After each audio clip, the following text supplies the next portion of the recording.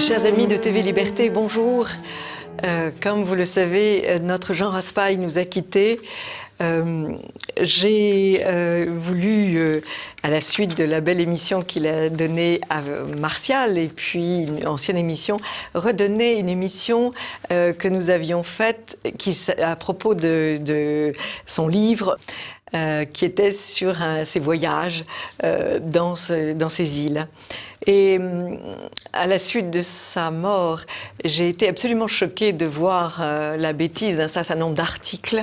Et donc j'ai réagi par écrit.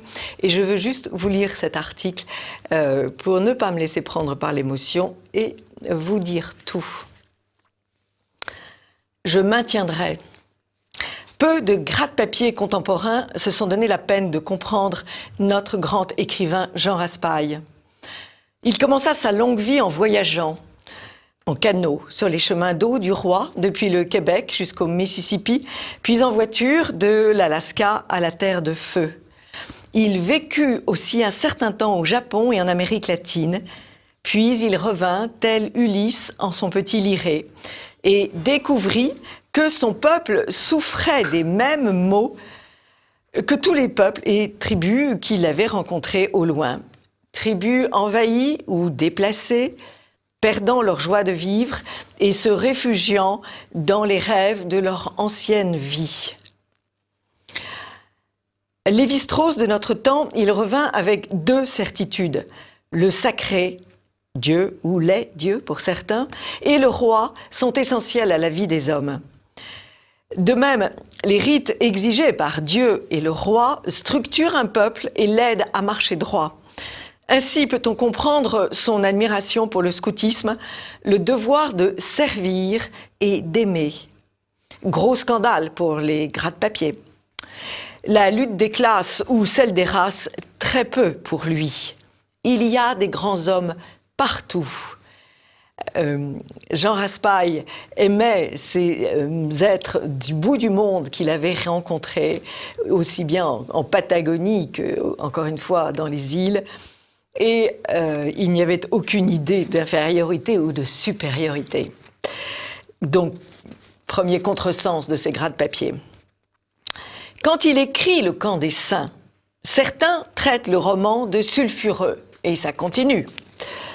Mais ces gens qui, voyant un volcan en éruption, disent tranquillement qu'il est éteint, n'avaient pas rencontré autant de victimes, de famines, d'invasions successives ou de déportations que Jean Raspail. Et si ce roman a tant plu, c'est que le réel en était le héros.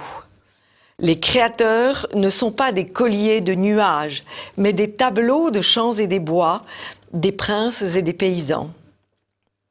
Assistant impuissant à l'endormissement de sa patrie, il s'inventa un pays, la Patagonie, et il s'inventa le rôle de consul général de Patagonie, dont un Français, Antoine de Tounens, était devenu roi durant 6 semaines au XIXe siècle. Et des milliers d'hommes et de femmes qui voulaient échapper à la laideur, au mensonge et à la soumission entrèrent dans son jeu. Il inventa aussi une grande famille, les Pickendorf, véritable élite européenne au sens très prononcé de l'honneur, dont chaque héros suit d'abord ses propres pas. Des êtres sires de soi, comme disent les Normands de Jean de la Varande. Remercions-le d'avoir réveillé le peuple de France en commémorant sur la place de la Concorde le bicentenaire de la mort de Louis XVI. Remercions-le d'avoir rappelé dans Cire le sac de la nécropole royale de la basilique Saint-Denis par les vandales des premiers temps républicains. Remercions-le pour son dernier livre offert, La Miséricorde, si profond et si actuel par son thème, le retour à Dieu d'un prêtre pécheur. Remercions-le enfin d'avoir chaque matin pensé si fort « Je maintiendrai » que ces milliers de lecteurs émergent d'un désespoir chronique et entrevoient à l'horizon une lueur d'espoir. Fidèle à ma patrie, je le serai tous les jours de ma vie et je servirai. chantent les jeunes scouts. Cela ennuie les gratte-papier, mais derrière notre Jean, nous passerons outre et nous maintiendrons. À très vite, chers amis de TV Liberté. Vous pouvez retrouver ce texte sur mon blog Anne Brassier. Chers amis de TV Liberté, pour cette rubrique « Je lis donc je suis », nous avons la grande chance, le grand bonheur de recevoir Jean Raspail. Bonjour Jean Raspail. Bonjour Anne. Merci d'être venu à l'occasion de la publication d'un dernier livre, le dernier livre paru avant le suivant, Bleu Caraïbes et Citron Vert chez Via Romana, qui est une réédition très heureuse parce que je trouve c'est une très jolie synthèse de toute votre démarche. Vous avez écrit dans un petit texte qui s'appelait « Adieu aux peuples oubliés ». En 40 ans de voyage à travers le monde, j'ai suivi de nombreuses pistes qui conduisaient aux derniers survivants encore doués de mémoire. J'ai éprouvé une émotion intense en les découvrant, comme si j'avais chevauché la lumière tombante d'une étoile sur le point de s'éteindre, ou comme si j'avais retrouvé le Graal. C'est joli cette idée de la quête du Graal, pour exprimer cette quête, cette défense et illustration des peuples oubliés. Je crois que cette définition est assez littéraire, elle est jolie, c'est vrai, je ne sais plus quand j'ai écrit ça, mais en fait, il faut savoir que là c'est l'écrivain. Et il y a toujours deux choses quand on voyage, il y a les impressions directes, oui, et après, quand on est le véritable écrivain, quand c'est un vrai écrivain, ce que je suis, alors à ce moment-là, comment dirais-je, la cuisine, la soupe est légèrement différente. Mais c'est une très jolie phrase, mais je ne dis pas que j'ai pensé ça immédiatement. Non, c'est vrai. Vous comprenez ? Oui, oui. Voilà. Mais votre œuvre est un va-et-vient entre l'ethnologie et le travail créateur du romancier. Vous auriez envie d'être un ethnologue. Tout ça est simple en fait, c'est parce que ça a commencé comme ça. Vous avez voyagé. Je suis parti pour mon premier voyage en 1949 avec une équipe de 4 garçons, issus du scoutisme d'ailleurs, et je n'avais jamais pensé à tout ça. Oui.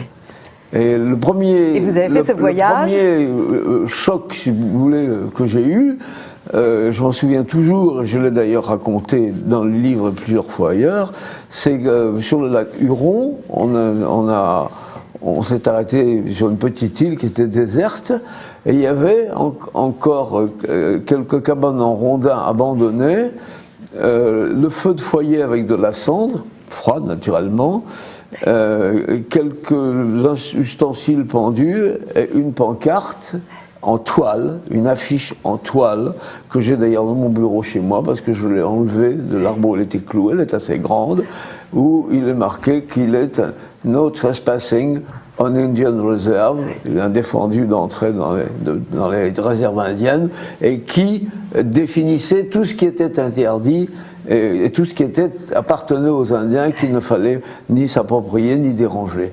Alors j'étais bien parti là depuis, je pense, 1 an ou 2. C'était les Algonquins.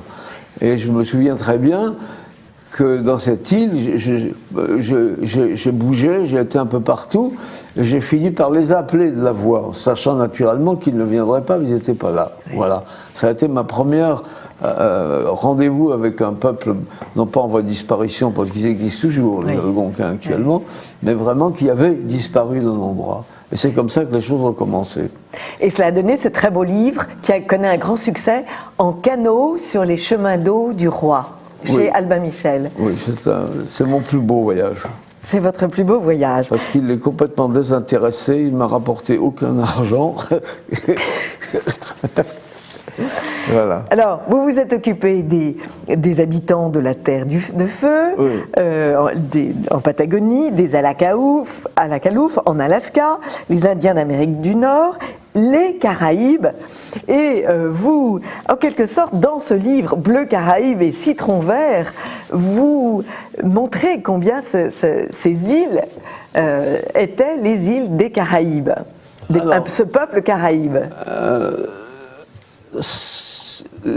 Les Caraïbes, donc, ont été en général massacrés, chassés par les Français, les Anglais, les Espagnols aux Antilles. Ils se sont maintenus dans l'île de la Dominique, où ils sont encore je crois, une cinquantaine.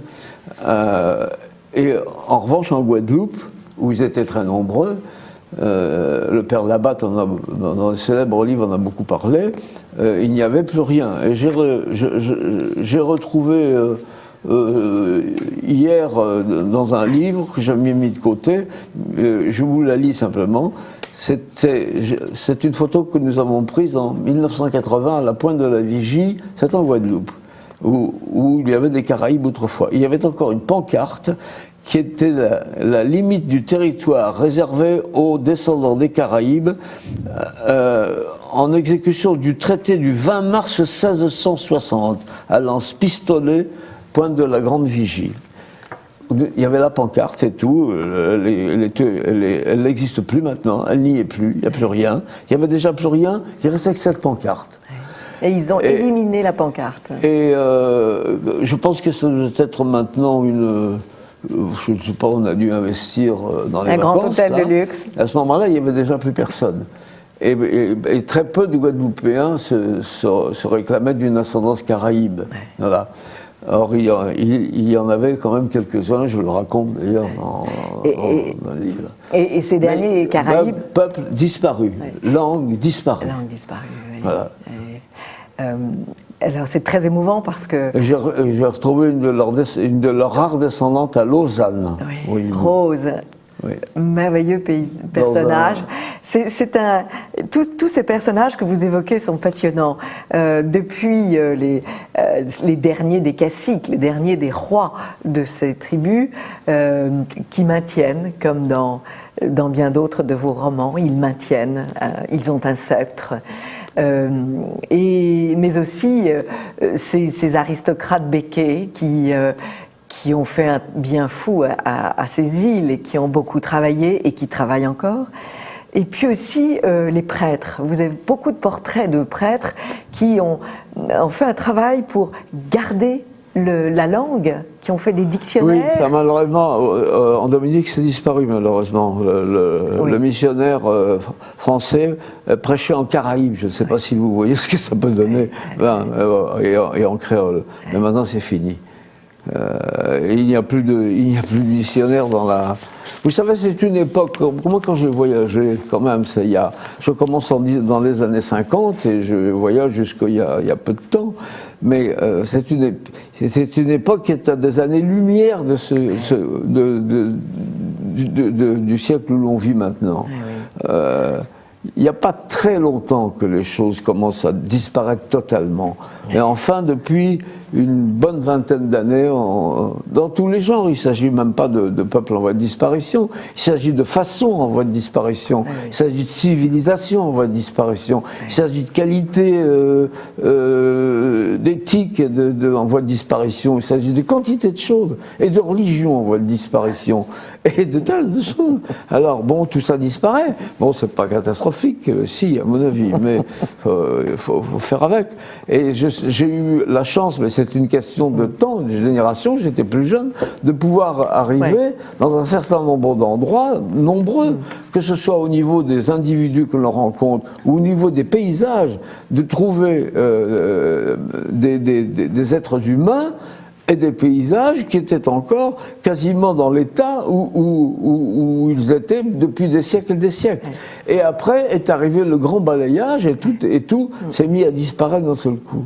Voilà. Sous les coups de boutoir des grands groupes touristiques. Alors évidemment, on peut avoir un respect et une admiration pour des gens comme par exemple les tribus fuégiennes. Vous avez parlé des Alakalouf tout à l'heure, les Alakalouf et les Yagans notamment, qui ont tenu quasiment jusqu'il y a une vingtaine d'années, ils étaient nomades en canot.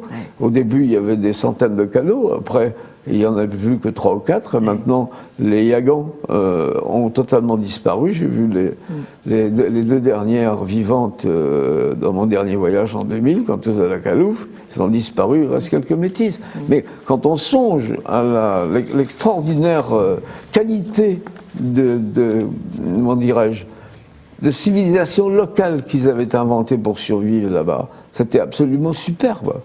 Superbe. Je suis arrivé, je n'ai pas dit que je suis le seul à avoir recueilli le dernier soupir, puis je n'ai pas une mentalité de nécrophage quand même, pas du tout. Mais quand même, je suis arrivé juste à temps. Et maintenant, ceux qui vont là-bas arrivent trop tard. Voilà. Et c'est tout le temps comme ça maintenant. On arrive trop tard. Alors bien entendu, on peut dire qu'on arrive trop tôt aussi. Hein. Bon.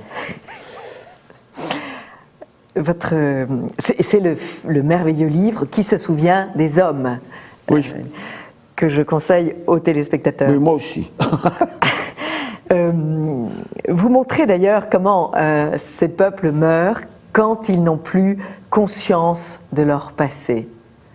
C'est votre credo, il n'y a pas de survie sans conscience du passé. Il n'y a pas de survie sans conscience de leur passé, et puis quand même, par la conscience qu'ils ont de leur infériorité technique, je veux dire, par rapport à ce qui arrive.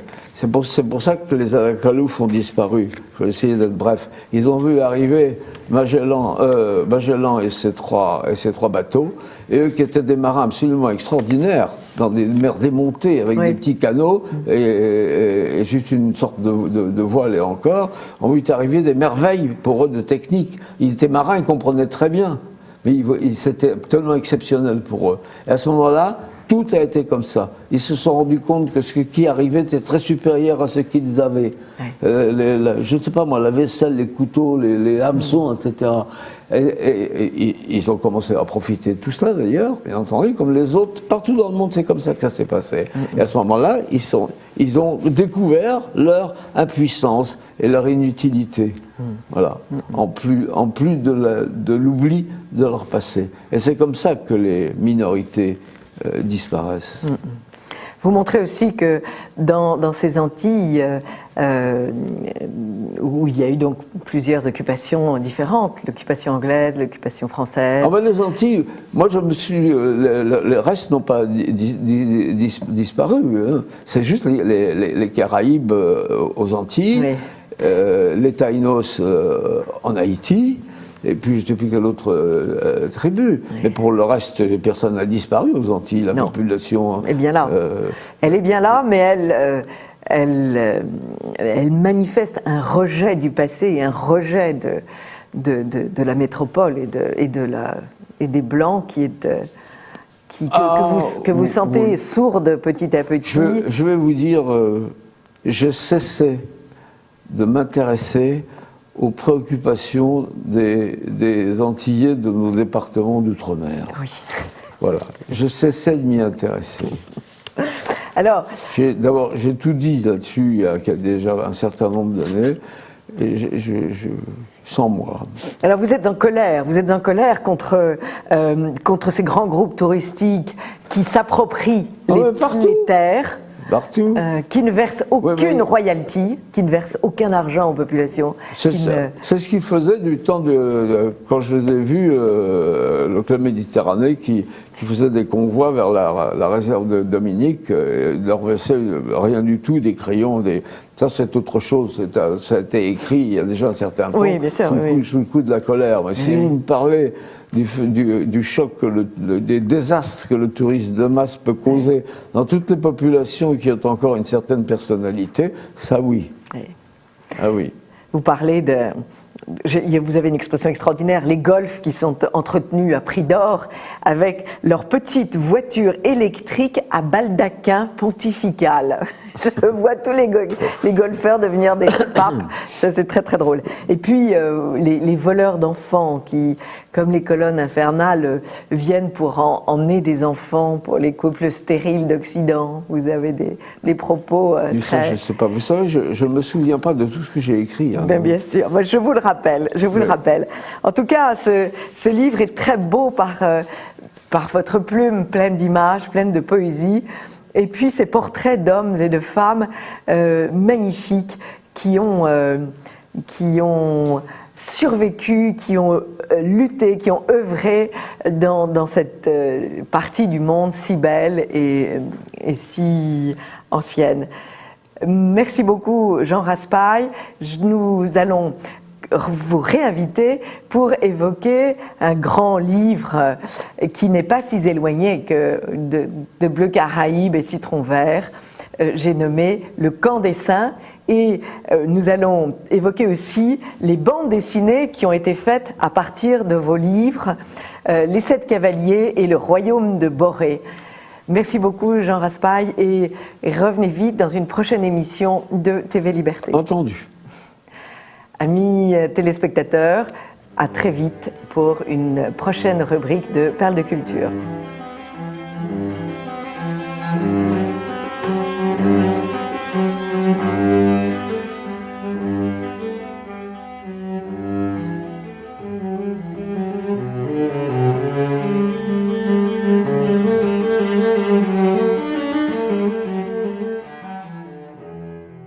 Amis de TV Liberté, bonjour.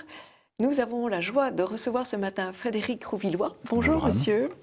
Nous avons lu avec bonheur votre livre qui s'appelle Les Fidèles. C'est publié chez Pierre-Guillaume Deroux. Et vos fidèles font beaucoup de bien. Je pense qu'ils vous ont aussi fait beaucoup de bien à l'écrire. Est-ce que je me trompe? En tout cas, ça m'a beaucoup amusé. Et oui,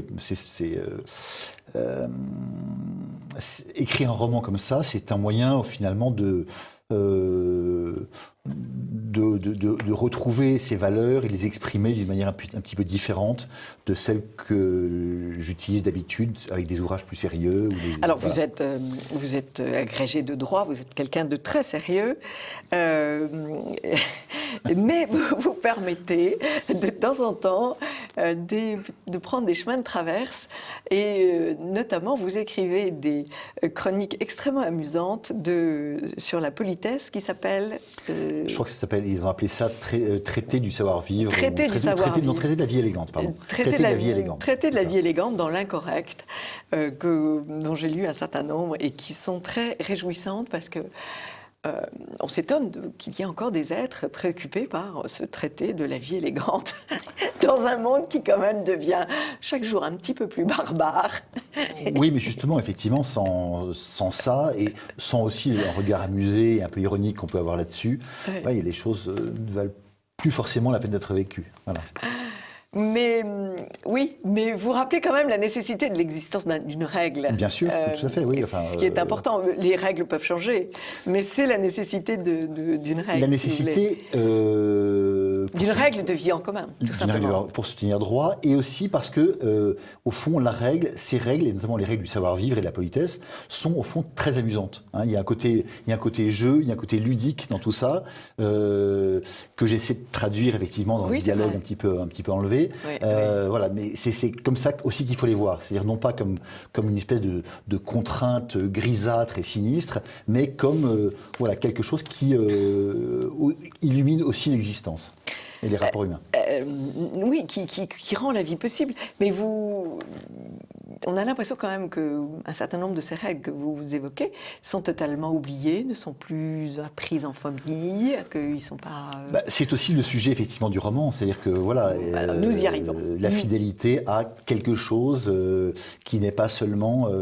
voilà, qui est aussi cet ensemble de règles, cette façon de vivre ensemble, Alors là, c'est une fidélité à une maison. Oui, c'est ça, à une maison et à une famille, à une lignée. Une maison, à une lignée. Voilà. Une lignée qui date tout de même d'il y a très très longtemps. C'est une lignée qui remonte au XIVe siècle. Oui, alors, de fait, c'est une lignée qui remonte au XIVe siècle. Ceci dit, ça aurait pu être quelque chose d'autre. Et au fond, j'aurais pu écrire ce livre sur une famille bourgeoise, ancienne. Peu importe, à la rigueur, que ce soit une famille aristocratique, c'est pas du tout un roman sur la noblesse. Hein, c'est notamment parce que, effectivement, cette noblesse, elle croise au XXe siècle une famille. Le Nouveau Monde. d'une part le Nouveau Monde, et d'autre part également ces familles traditionnelles mais issues de la paysannerie, par exemple, qui sont appelées à une réussite économique importante dans mon roman, mais qui restent néanmoins fidèles à leurs principes et à leurs valeurs. Donc voilà, un peu comme ces manants du roi dont nous parlait Lavarande. Pas besoin d'être noble et d'avoir une particule à son nom pour être fidèle finalement à ses principes, à ses valeurs et à cette vie un peu traditionnelle que j'évoque dans mon livre. D'ailleurs, Lavarande, dans un livre qui s'appelait Les gentilshommes, célébrait les grands capitaines d'industrie.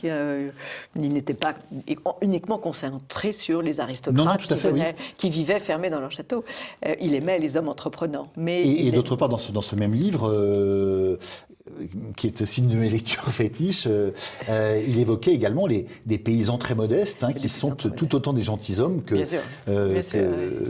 d'autres, et beaucoup plus que certains aristocrates qui ont complètement renié leurs principes. Et c'est aussi le sujet du livre. C'est-à-dire que dans la noblesse, il n'y a pas que des gens qui restent fidèles à leurs principes.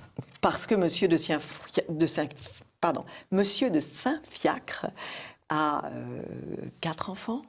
5 enfants, et ils ne sont pas tous favorables à ce que cette demeure dans la famille, et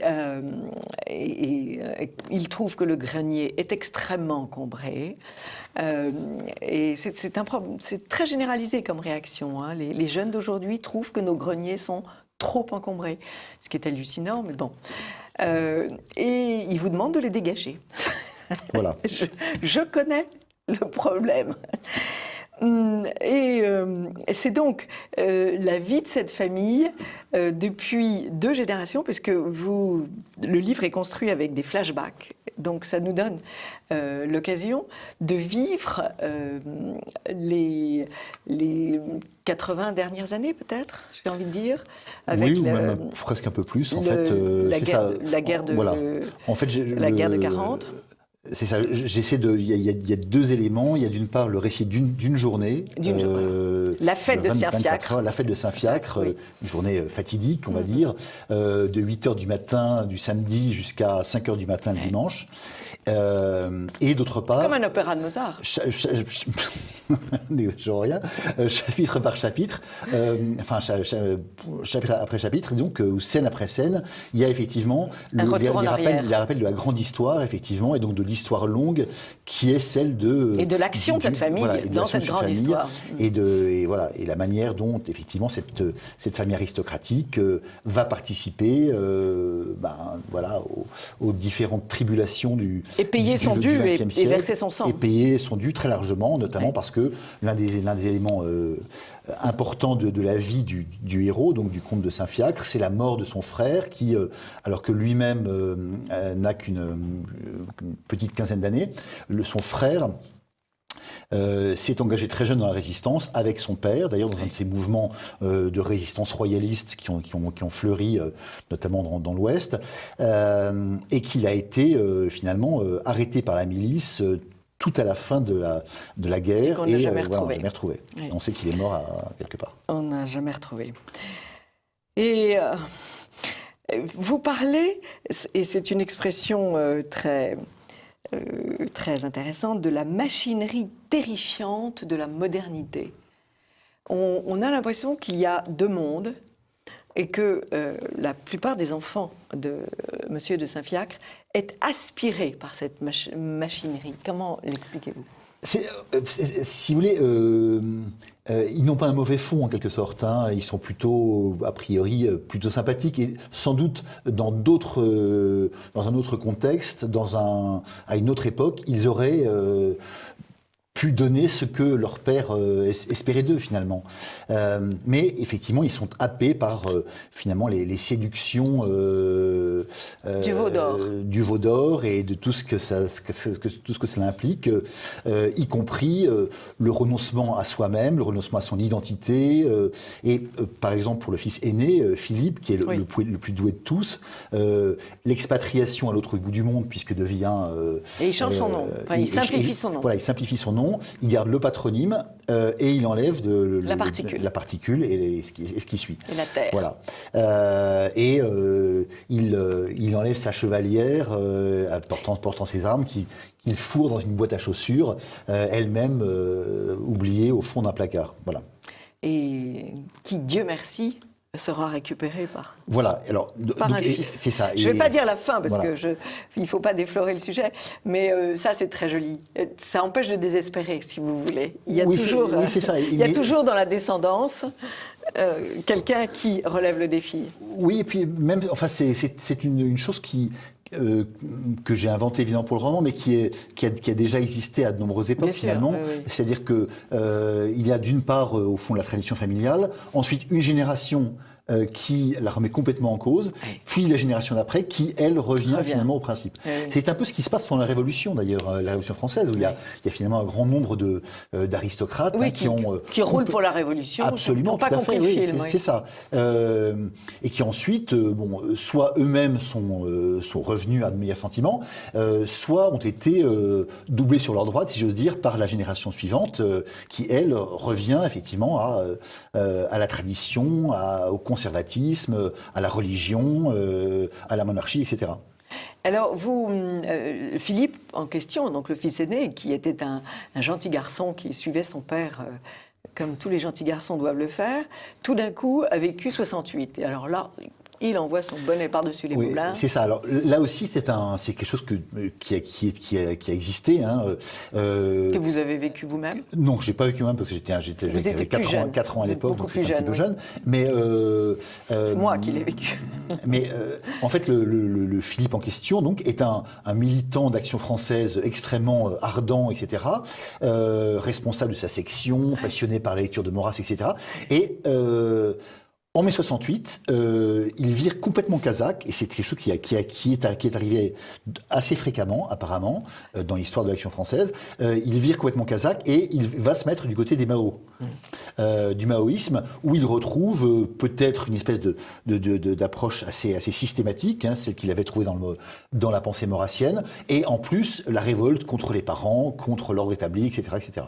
La crise d'adolescence. La crise d'adolescence, mais qui pour lui donc est finalement très très très très dur, puisque après le maoïsme, une fois qu'il aura compris que tout cela n'est que des choses ridicules ou terrifiantes, eh bien il ne croira plus à rien. Et au fond, c'est ça le problème, hein, finalement, de ce Philippe, c'est que, ne croyant plus à rien, ayant passé par Maurras puis par Mao, la seule chose qui reste après, c'est finalement l'hédonisme, son compte en banque, l'argent, le plaisir. Et les vacances au Club Med. Et les vacances, même pas au Club Med, parce que c'est trop cheap pour lui. Non, dans les palaces de certaines côtes thaïlandaises réservées aux très très riches. Absolument, voilà. Absolument. Mais c'est ça qui est étonnant, c'est comment expliquer que cette éducation, moi j'ai vécu ce chambardement, hein, et des familles, dans des familles amies, des enfants qui ont complètement chamboulé.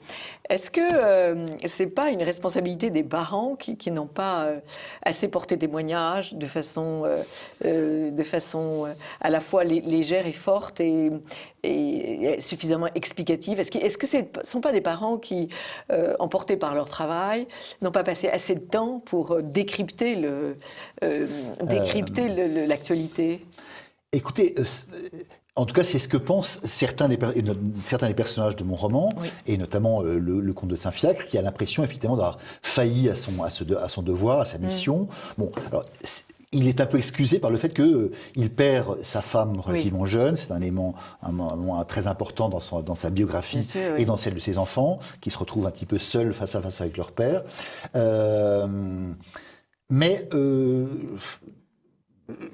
Voilà, je ne pense pas que ce soit suffisant, si vous voulez. On connaît tous, effectivement, des familles très bien, comme on dit, dans lesquelles les parents ont fait tout ce qu'ils pouvaient, et dans lesquelles, malheureusement, les enfants ont tourné absolument dans l'autre sens. Hein. Et inversement, il y a des familles dans lesquelles les parents sont plutôt semblent assez peu se soucier de la chose, et où les enfants sont très bien. Donc, voilà. Si vous voulez, l'une des réflexions que j'ai essayé de développer dans ce livre, c'est que la fidélité, ça s'apprend pas. Ou plutôt, c'est plus compliqué que ça. Ça s'apprend un peu, mais pas seulement. Et finalement, en essayant d'inculquer des valeurs, on peut éventuellement avoir des bons résultats et éventuellement aussi avoir des résultats inverses, malheureusement.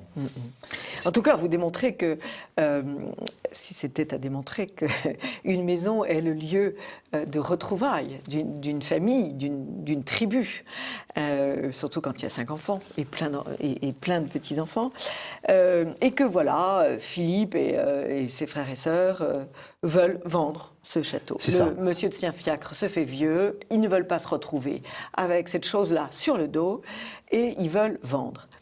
Et alors ça, c'est un grand classique.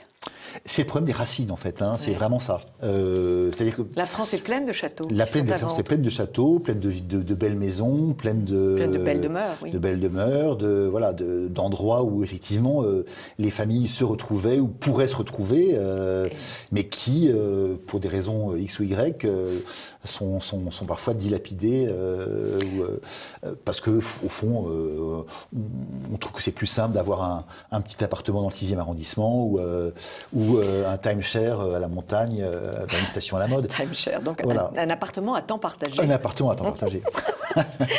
Restons français. Mais est-ce qu'il n'y a justement, pas... je trouve que l'étape, bien voilà, sûr, et précisément... Bien sûr. Mais est-ce qu'il n'y a pas aussi une propagande terriblement efficace, quotidienne? Les maisons, c'est fini. On voit plein de personnes, pas très vieilles d'ailleurs, 60 ans. Oh non, je vais vendre la maison, c'est trop de travail, trop de ménage, trop de machin. Oui, alors évidemment, une grande demeure, c'est beaucoup de poussière, mais il ne faut pas, faut pas tous les matins chercher à épousseter, à traquer la poussière, parce que là, on n'y arrive pas. Mais vous avez tout à fait raison. Mais je crois que c'est l'un des drames de notre époque. C'est-à-dire que au fond, en renonçant à ses racines, on renonce très clairement à soi-même, à son identité, à ce qu'on est. On n'est plus finalement, on n'est plus qu'une sorte de monade balayée au gré du vent, comme des centaines ou des milliers ou des centaines de milliers d'autres, et voilà, qui va se balader, qui va aller passer ses vacances une fois aux Seychelles, une autre fois à Miami, une 3e fois je ne sais où. S'il n'est pas emporté par un tsunami. S'il n'est pas emporté par un tsunami ou par un virus mutant ou par je ne sais quoi. Mais voilà, au fond, la fidélité, fondamentalement, c'est ça. C'est être fidèle à soi-même et à son identité, à ses racines.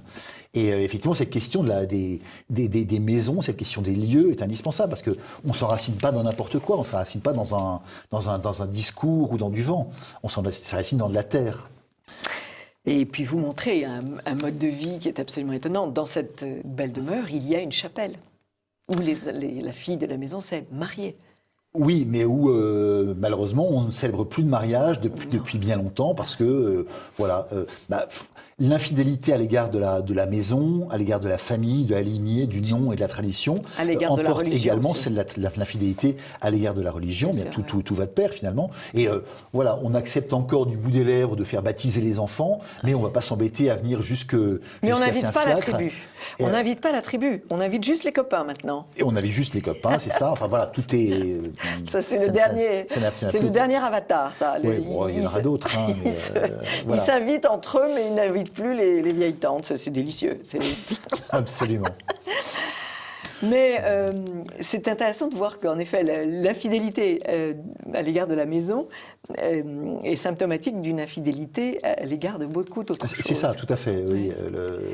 La maison, effectivement, alors la photographie est très, très jolie. Oui, elle a été très bien choisie par Baudouin. Et assez caractéristique, au fond, de la manière dont j'imaginais effectivement ce château de Saint-Fiacre. Un petit peu à la fois sublime et un peu délabré. Voilà, c'est un peu ça. C'est un peu l'état de notre France. Donc voilà, même si effectivement la maison n'est pas tout, il est clair que sans un lieu où se retrouver, sans un lieu où s'enraciner, eh bien, au fond, la famille au sens large du terme, elle finit très rapidement par se fracasser, par se diluer, et au fond, assez rapidement, les cousins ne se connaissent plus, même les frères et sœurs s'appellent au téléphone de temps en temps. Ils ne se voient plus parce que c'est un autre aspect de votre livre. Vous montrez très bien cette famille éclatée aux quatre coins de l'univers. Il y en a un qui est à Washington, ou je ne sais plus où. Il y en a un autre à Singapour. Troisième à Londres. Donc ce sont des gens qui ne se voient plus. Mais on a vu ça dans les familles. Les mères folles de fierté parce que leur poussin était parti à l'autre bout du monde. Et moi, je me disais, mais elles sont dingues. Et le déjeuner à midi, avec qui je vais le passer? C'est ça, voilà. Exactement. On entend parfois effectivement des gens très bien qui se rendent pas compte que avoir un fils au Canada, à Toronto, l'autre à Sydney en Australie, le troisième en Chine, c'est pas commode effectivement pour les déjeuners de famille. Et les petits enfants, on les voit pas grandir.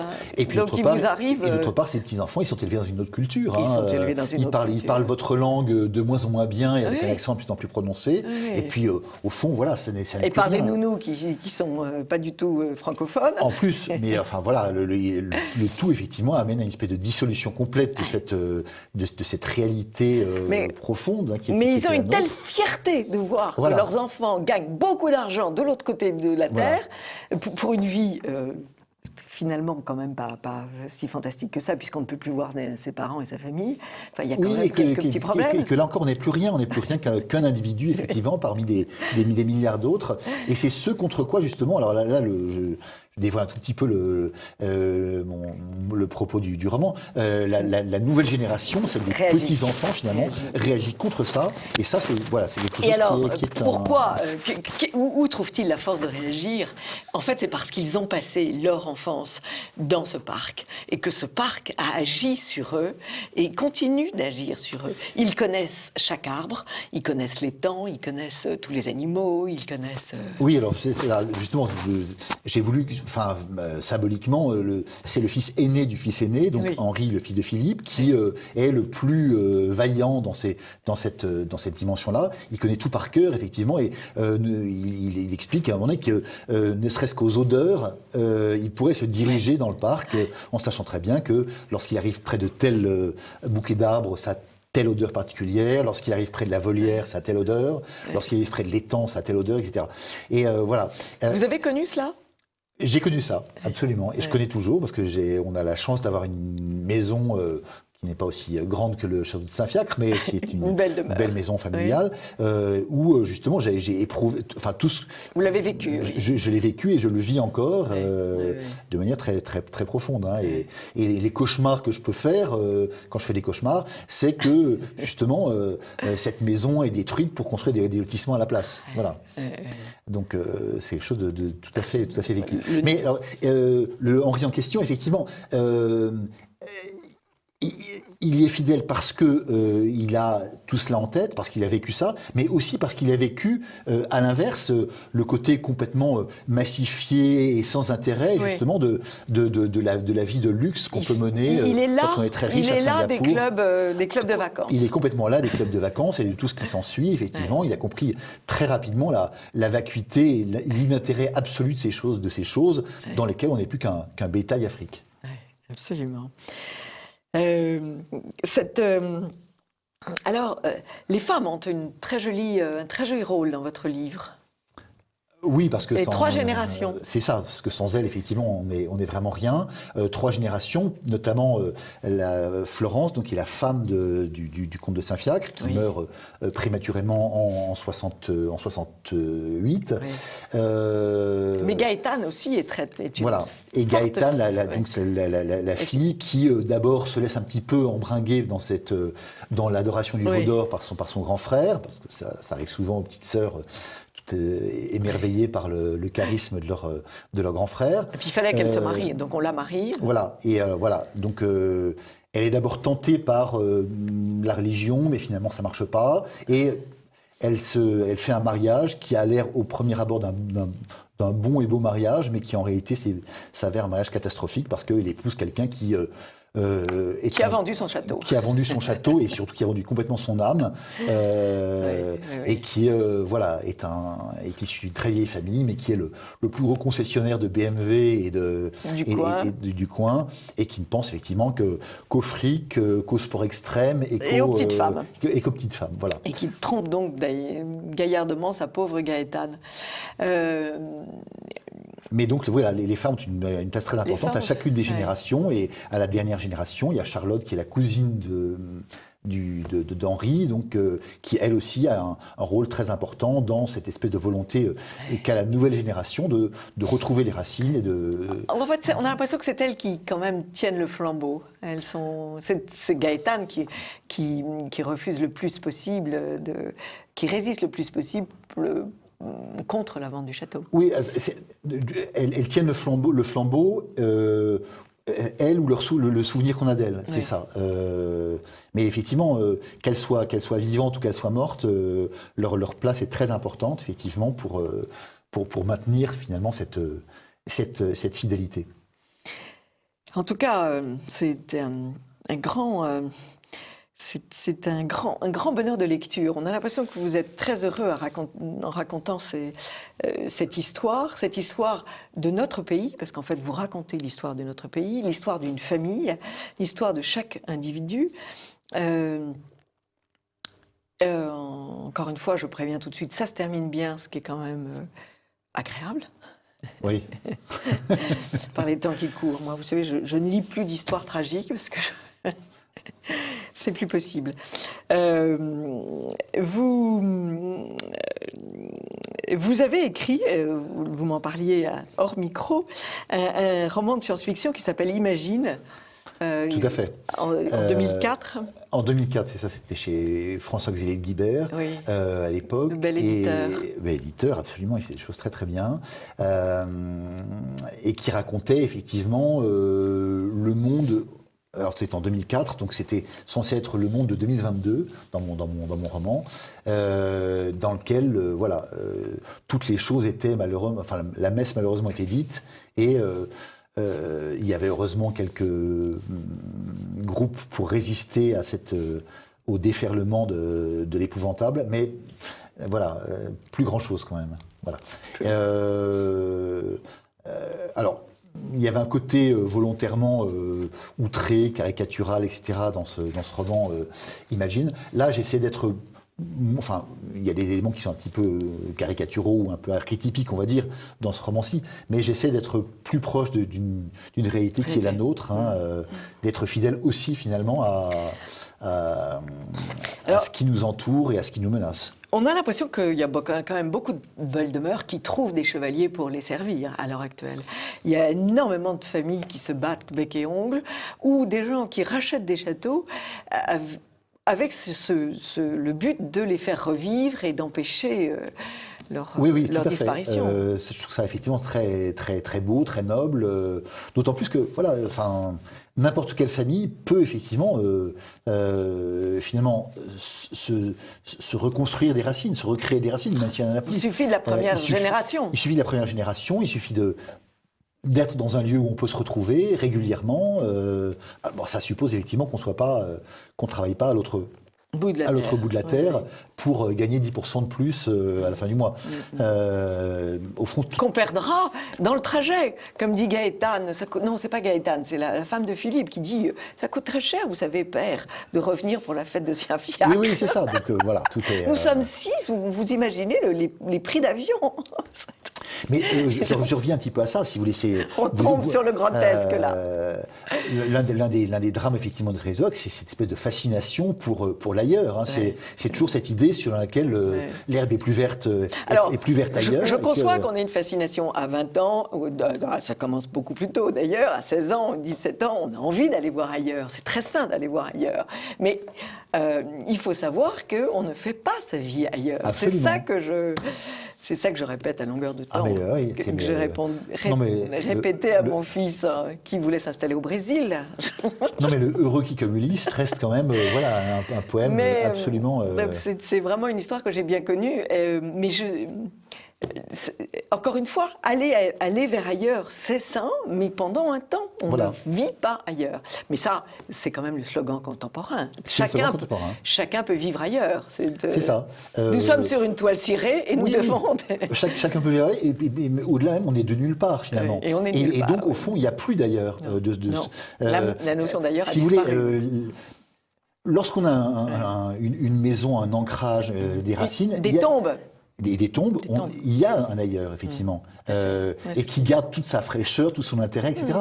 Lorsqu'on se balade toute l'année, toute la vie d'un endroit à un autre, il n'y a plus d'ailleurs, finalement. Et au fond, ça assèche complètement l'intérêt de cet ailleurs et de ce voyage. Et ce qui, à mon avis, est à l'origine d'une certaine perturbation psychologique Bien des sûr, gens. tout à fait, Parce que, oui, c'est ça, oui, À oui. force de ne pas être enracinés, ils sont balayés par les vents. Bien sûr, c'est ça. Et puis, comme on disait tout à l'heure, ils savent plus, au fond, ni d'où ils sont, ni qui ils sont. D'ailleurs- C'est l'un des drames absolument centraux de notre époque. D'ailleurs, à mon sens. tous les émigrés qui réfléchissent le savent. Ils savent qu'ils ont perdu leurs racines et qu'il faut qu'ils en trouvent d'autres parce que sinon leur vie va être un enfer. Tout à fait. Et leur vie est un enfer Voilà. quand ils la refusent. Et de ce point de vue-là, effectivement, vous disiez tout à l'heure que j'écrivais dans l'Incorrect. Le dossier du dernier numéro de l'Incorrect, Oui. c'est consacré à la remigration, justement. À la remigration, qui est une idée, au fond, très saine. C'est-à-dire que, voilà, ça permet aux gens qui ont travaillé dans un endroit pendant un certain temps, sans se faire d'illusions sur le fait qu'ils n'en étaient pas, reviennent chez eux et retrouvent leurs racines, justement. Ce que fait un peuple très ancien et très catholique, qui sont les Portugais. Les Portugais ont tous une maison au Portugal et ils reviennent chaque été. Bien sûr. Et Et ça donne des gens parfaitement équilibrés, solides. et par ailleurs, c'est aussi le Solide. principe du peuple juif, au fond. L'année prochaine à Jérusalem, finalement. Hein, Oui. Enfin, Alors- sauf que c'est un principe qu'ils appliquent pour leur peuple, mais pas pour les autres peuples. Oui, bien sûr, pour leur peuple, tout à fait, oui. Pour leur peuple. Oui, oui. Mais ils diffusent une idéologie qui dit que nous sommes de partout et de nulle part. Et ils ont oui, tendance ça- à refuser aux autres ce que s'applique à eux-mêmes. Oui, C'est, enfin, ça dépend desquels. Tous ne c'est- sont pas comme... Non, on ne généralise voilà. pas, vous avez raison. On ne généralise pas. En tout cas, M. Attali est pour Voilà. un On a monde tous sans On a frontières. tous son nom, tout à fait. Mais alors, voilà, mon roman, c'est un petit peu l'anti-Attali. L'anti-Attali, absolument. Absolument. Écoutez, on souhaite de lire d'autres romans de votre plume parce qu'ils nous consolent d'un certain nombre de personnages qui sont particulièrement fatigants, du genre du promoteur. Oui. Et ça, j'ai essayé de faire, là pour le coup, un personnage qui est évidemment assez caricatural et assez outré, un peu dans le rabelaisien et dans le... Mais bon, voilà, il y a des gens comme ça, on en connaît aussi. On en connaît voilà, beaucoup. Et on a vu beaucoup de parcs morcelés oui, ça c'est horrible. pour devenir des... Moi, il y a deux choses qui me fendent le cœur à chaque fois, c'est de voir effectivement de belles maisons comme ça, entourées par des lotissements Et des immeubles hauts que les oui. arbres ne cachent pas. C'est ça. Et l'autre chose, c'est de parcourir la France en TGV, par exemple, et de passer quasiment au ras des murs ou des parcs de belles maisons. De belles maisons. Qui de ont ce fait été, sont complètement... il y en a pas beaucoup, mais il y a au moins une vingtaine sur le trajet Paris-Marseille. Oui, bien sûr. On les connaît oui. bien. Il y a quelques maisons qui sont des témoignages d'un ancien temps très élégant. Et ça, le traumatisme que ça peut être effectivement pour les propriétaires voilà, d'apprendre un jour que cette maison qui était à leur famille depuis des décennies ou depuis des siècles se trouvait sur le chemin d'une autoroute. Et on peut pas toujours faire planter des arbres pour... Non, et puis même les arbres, puis il y a le bruit. c'est ça, le bruit, un TGV, vous savez, ça... Le bruit est effrayant. Et quel est le sujet de votre prochaine chronique sur l'incorrect ? Écoutez, je ne sais pas encore. Enfin, bon. Dans le prochain numéro de l'Incorrect, celui qui sort en ce moment, c'est, j'ai appelé ça fumer chez les autres. Voilà. Qu'est-ce qu'on fait lorsqu'on a des invités qui veulent fumer chez soi ? Voilà. Et la réponse, c'est de leur dire, vous êtes comme chez vous, vous êtes chez vous quand vous êtes mon invité, et donc vous faites exactement comme vous voulez. Vous pouvez fumer. Vous n'êtes pas un anti-cigarette non, forcené. merci. Bon. Moi, je suis en manque. Je suis en manque du parfum des cigarettes de mon père, qui fumait une fois le dimanche des Craven A. Ah, bah oui, c'était. Alors, c'était quand bien. dans la rue, je vois quelqu'un qui Fume une Craven A. Craven A, je le suis. Comme dans un dessin animé. Merci beaucoup, Frédéric Rouvillois, Merci, Anne. de ce très beau Au revoir. livre qui sera un livre merveilleux, chers amis de TV Liberté, pour votre été. Et vous le partagerez en famille. Pierre-Guillaume Deroux. Et ça donnera l'occasion de très bonnes conversations à table entre toutes les générations pour faire comprendre à notre belle jeunesse des richesses à côté desquelles ils ne doivent pas passer. Absolument. Merci beaucoup, Frédéric Merci, Anne. Rouvillois. Chers amis de TV Liberté, à très vite.